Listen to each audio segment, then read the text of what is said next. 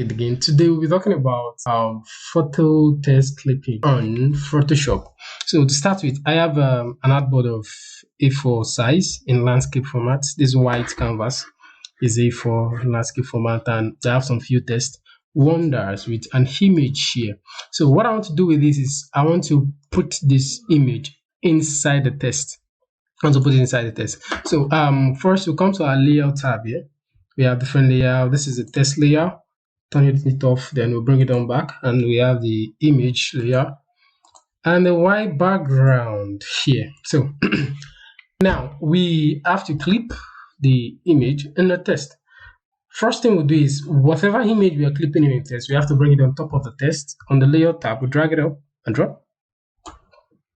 Then afterwards, we'll move the test at the center of we'll move the image at the center of the test, drop at the middle. Then we'll come straight right, holding Alt key, the Alt key on your system. Hold down the Alt key, then come to the layout tab while the test is selected. Now we drop a click on the test. So now we have the test inside the picture inside the test now. Let me do that again.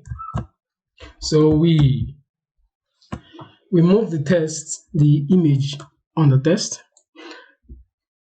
Yeah, even on the layout tab, just drag and drop on top of the on top of the test. Then hold down the Alt key. Then come to the center of both the image and the test. While the image is selected, center. Can you see I'm at the center right now? Let me zoom in so we can see that right away. So we have, then we'll come here, hold down Alt, then we move to the center, hold on Alt. You can only see small icon when you hold down the Alt button. So Alt, Alt button. So I'm holding on Alt, then come to the center of both the test and the image. While the image is selected, then you just left click once. Peep. Now we're good.